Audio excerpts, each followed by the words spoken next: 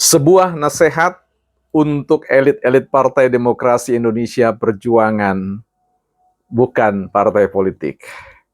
Ya, teman-teman, kita akan bicara soal nasihat, sebuah nasihat yang kita tujukan atau saya tujukan secara khusus bagi elit-elit Partai Demokrasi Indonesia Perjuangan dari struktur yang paling tinggi, ketua umum, ya, ketua umum dan juga sekretaris jenderal dan para petinggi-petinggi, pengambil-pengambil kebijakan, bahkan para penasehat-penasehat yang ada di dalam Partai Demokrasi Indonesia Perjuangan.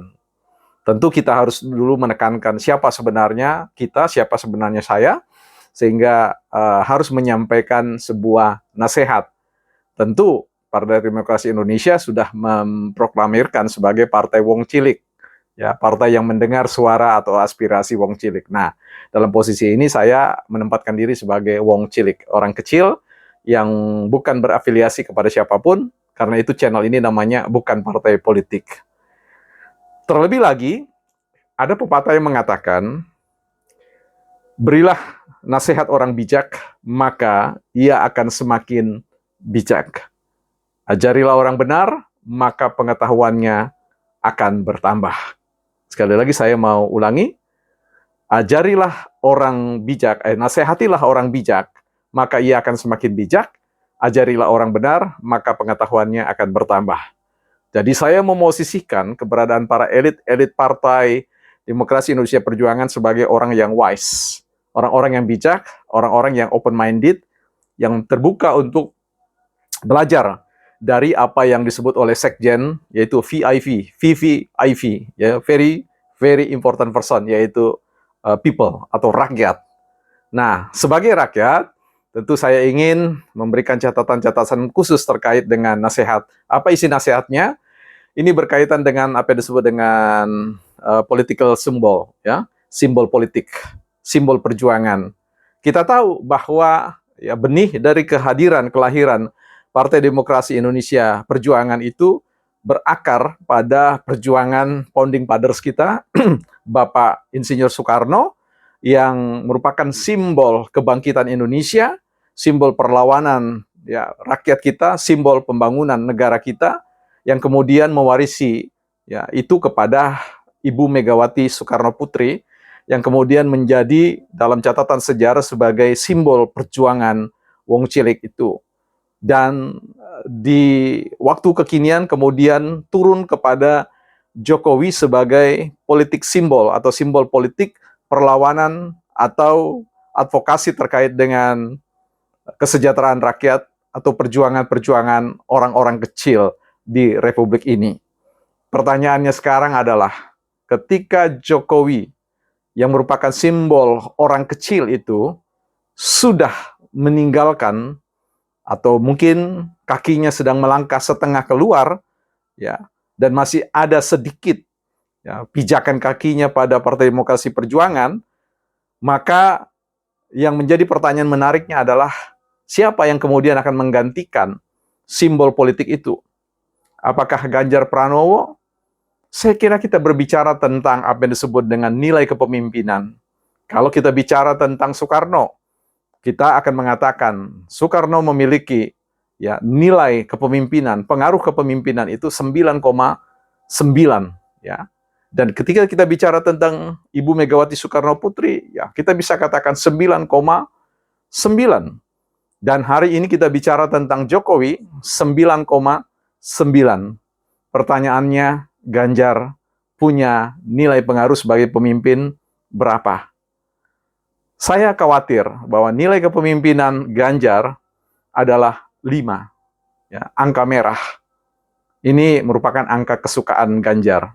Angka kesukaan sebagai seorang yang gemar memberikan penilaian skor 5. Ya, jadi kita lihat beliau adalah pemimpin skala 5.